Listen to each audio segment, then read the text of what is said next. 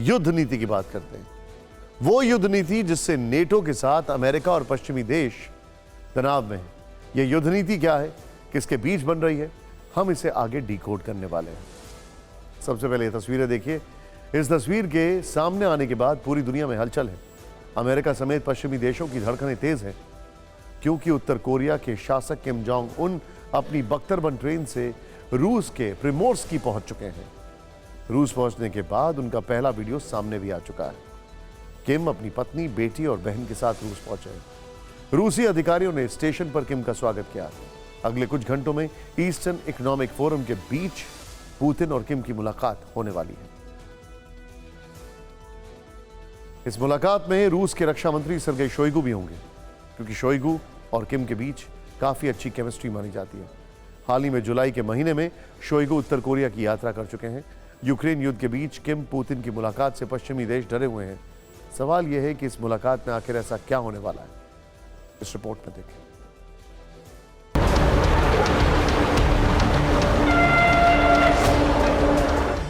जैसे ही किम की ट्रेन रूसी सीमा में दाखिल हुई, अमेरिका और यूरोपीय देश तनाव में आ गए, क्योंकि किम अपने बारूदी प्रेम के लिए दुनिया में कुख्यात है।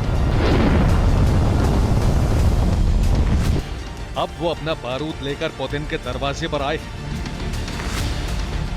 पुतिन और किम मिलकर जो करने वाले हैं वो दुनिया में एक नए युद्ध का आरंभ हो सकता है।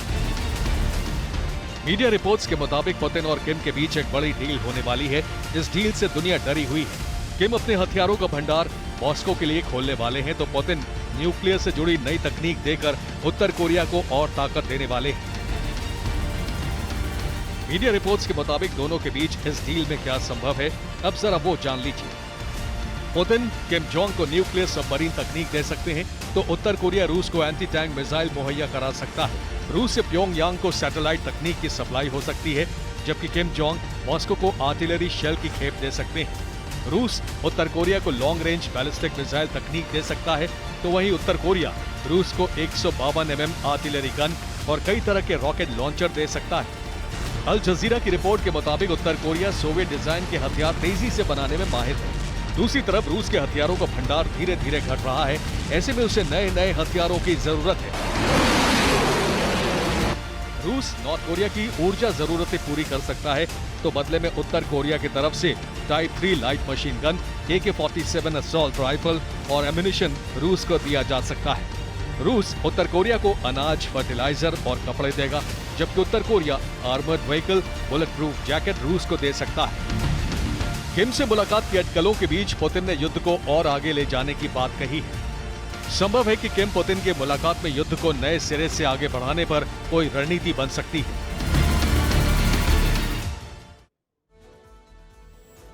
यहां पर एक बड़ी महत्वपूर्ण चीज अब आपको जानना जरूरी है।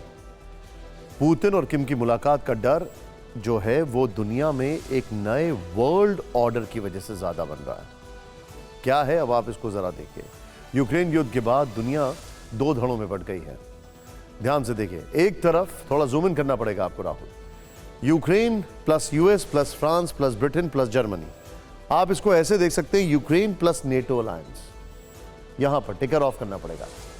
यूक्रेन प्लस नेटो अलायंस एक तरफ ये धड़ा है, वर्सेस रूस, नॉर्थ कोरिया, चीन, ईरान, बेलारूस। मैं रिपीट कर रहा हूं, रूस, नॉर्थ कोरिया, चीन plus Iran plus Belarus.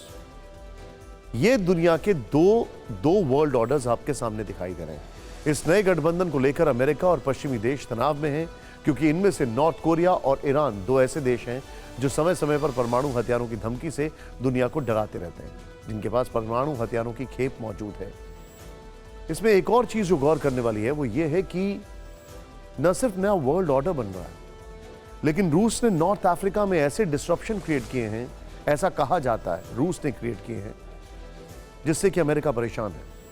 Syria में जो हालात हैं, इराक में जो हालात हैं, उस सब के पीछे एक स्ट्रैटेजी दिखाई देती है, उससे भी अमेरिका परेशान है। और अब अगर कोरियन पेनिनसुला में भी हालात खराब हुए तो यूक्रेन युद्ध के अलावा 3 फ्रंट ऐसे होंगे जहां पर अमेरिका को ध्यान देना पड़ेगा, और Iran versus Israel already active है, यानी कि 4 फ्रंट और यूक्रेन युद्ध के अलावा। तो किम और पुतिन की दोस्ती का मतलब है अमेरिका के खिलाफ नया मोर्चा खोलना। क्या यहां आपने एक बात गौर की है? क्या आपके मन में यह सवाल आया कि एक देश का शासक होने के बावजूद किम क्यों ट्रेन से रूस के दौरे पर गए? क्यों वो अपनी ज्यादातर यात्राएं सिर्फ ट्रेन से ही करते हैं? इस सवाल का जवाब हमारी अगली रिपोर्ट में छुपा है।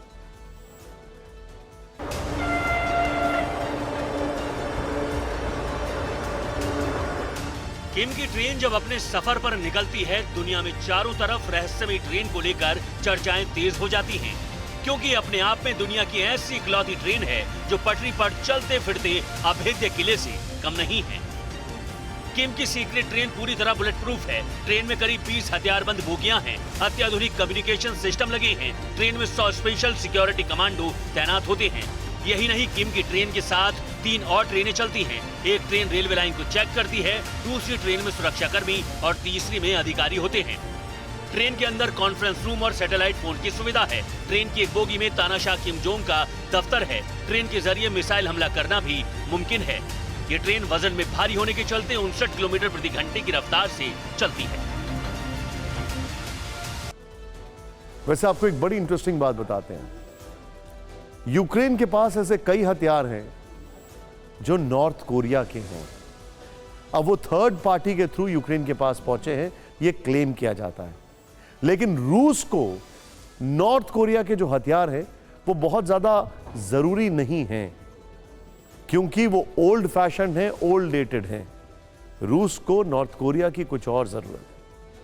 उत्तर कोरिया के एक पूर्व अधिकारी का दावा है कि किम का प्लेन इस्तेमाल के लायक ही नहीं है, काफी पुराना हो चुका है और उसका सही रखरखाव भी नहीं हुआ है।